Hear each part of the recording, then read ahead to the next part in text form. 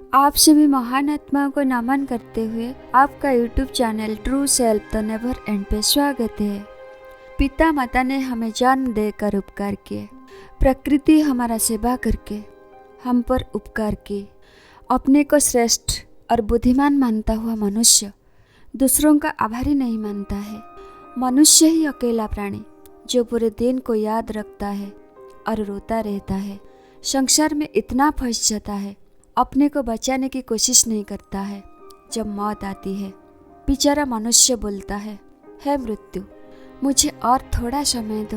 व्यर्थ से काट दी मैंने जिंदगी, बेहोशी में मैंने गुजार दी जिंदगी, मुझे और थोड़ा समय दो। सोचा था मैं आम खाने में ज़्यादा सुख है, पर पेड़ से गिरने में ज़्यादा दुख मिले।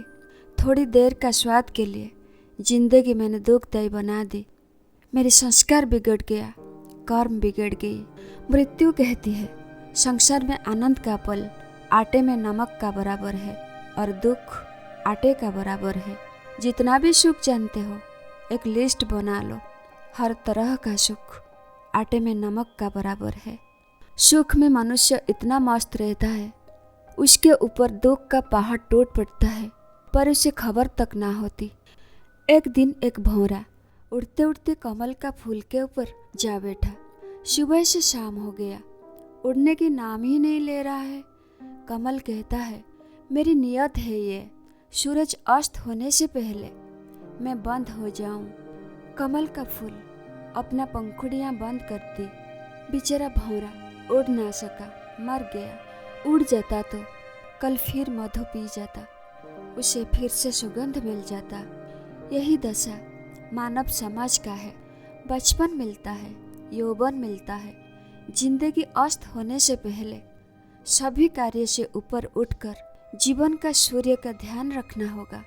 सुगंधि में इतना मस्त नहीं होना चाहिए कि हमें सूर्य का अस्त होने का पता ना चले। एक कहानी है, एक राजा का प्रिय घोड़ा खो गया था। एक व्यक्ति खोज के ला दिया तो पुरस्कार के स्वरूप राजा ने कहे, तुम दिन भर में जितना जमीन लेना चाहते हो नाप के ले जाओ। जितना जमीन नाप लोगे सारी तेरी जमीन, पर सूर्य अस्त होने से पहले मुझसे मिलना होगा। पर सूर्य अस्त से पहले मुझसे नहीं मिलोगे तो 1 इंच जमीन भी नहीं मिलेगी। व्यक्ति ने एक जमीन से दूसरा जमीन, एक बगीचा से दूसरा बगीचा तक दौड़ता गया। सुबह 5 बजे से दौड़ा, शाम 5 बज गया। एक के बाद एक जमीन के लालच में इतना मस्त रहा, उसे थोड़ा सा भी होश नहीं आया। सूर्य अस्त होने से पहले राजा से मिलना है, लौटने का याद नहीं आया। व्यक्ति इतना आगे जा चुका था, उसे लौटते लौटते रात हो गया। व्यक्ति राज दरबार पहुंचा तो गेट बंद हो चुका था। दरवाजा खटखटाया, अब तक बहुत देर हो चुकी थी। मंत्री ने उसे गेट आउट कर दिया और कहा, तुम्हें 1 इंच जमीन भी नहीं मिलेगी। बेहोशी में जो लोग जीवन जीते हैं उन लोगों का दशा यही होता है। जीवन उन लोगों को शिक्षा देकर छोड़ती है। यह किसी दूसरे आदमी का कहानी नहीं है, यह हम जैसे सांसारिक प्राणियों की कहानी है। जिंदगी को हम 2 भाग करके जीते हैं, एक है चढ़ाव, दूसरी है उतार। प्रकृति कहती है, हे आत्माएं, तुम पर दया आती है। तुम बेहोशी से इतना ऊपर चले जाते हो, तुम लौटते लौटते मृत्यु तुम्हें घेर लेती है। तुम्हें चांस नहीं मिलता अपने को सुधरने के लिए। एक के बाद एक जन्म बीतता जाता है, पर तुम अपने आप को जानने की कोशिश नहीं करते हो। इसीलिए तुम दुखी, बीमार, गरीब, अहंकारी, अज्ञानी बनकर जन्म लेते हो। पर मैंने तो तुम्हें जब संसार में छोड़ने आया था, तुम पूर्ण रूप से निर्विकारी ब्रह्म स्वरूप, शिव स्वरूप आत्मा थे।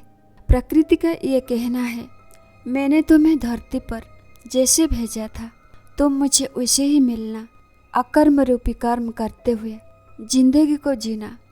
मृत्यु कहती है, जब मैं तुम्हें लेने आऊं तुम मुझे किसी मंदिर में मिलना। मृत्यु कहती है, जब मैं तुम्हें लेने आऊं ओमकार करते हुए मिलना। जब भी मौत आए स्वाध्याय करते हुए मिलना। जब भी मृत्यु तुमसे मिलने आए ध्यान करते हुए मिलना। जब भी मृत्यु आए किसी को बचाते हुए मिलना। जब भी मृत्यु आए, सोते हुए नहीं, समाधि की अवस्था में मिलना। जब भी मृत्यु आए, आहार करते हुए नहीं, किसी रोगी को आहार देते हुए मिलना। जब भी मृत्यु आए, किसी जीव को बचाते हुए मिलना। प्रकृति माँ कहती है, इतना होश पूर्वक तुमने जिंदगी जीना कि मृत्यु तुमसे डर जाए। तुम अपना कर्म का ध्यान रखो, बाकी का हिसाब किताब मैं करूँगी, तुम्हारी वकालत मैं करूँगी, तुम्हें कोई सजा नहीं मिलेगी। सिर्फ वर्तमान को ध्यान रखना, कहीं मृत्यु आ जाए और तुम्हें पता ना चले। तुम रंगे हाथ पकड़े मत जाना, नहीं तो मजिस्ट्रेट तुम्हें सजा देकर छोड़ेगा। फिर वही कर्म तुम्हारे भाग्य में लिख देगा अगले जन्म के लिए। दोबारा मुझे ये कहना ना पड़े, मैंने तुम्हें अच्छे घर में भेजा था, अच्छे माता पिता तुम्हें मिली, अच्छा खाना पीना मिला, अच्छी शिक्षा मिली, मुनि परिवार में तुम्हारा जन्म हुआ था, धन यौवन आयु तुम्हें देकर मैंने भेजा था। फिर क्यों तुमने ऐसा जिंदगी जिया? तुम्हारा स्वरूप को तुमने पहचानने की कोशिश क्यों नहीं किया? मैं तुम्हें फिर से याद करा देती हूँ, तुम ज्ञान स्वरूप आत्मा हो, तुम ही ब्रह्म स्वरूप आत्मा हो, तुम ही ज्योति स्वरूप आत्मा हो, तुम ऐश्वर्य युक्त हो, तुम शिव स्वरूप आत्मा हो, तुम मुनियों का पूर्वज हो, तुम ब्रह्मांड का समस्त शक्ति युक्त हो, तुम अविनाशी आत्मा हो। अगर ये वीडियो आपको अच्छा लगा, like share comment and subscribe कीजिए। धन्यवाद।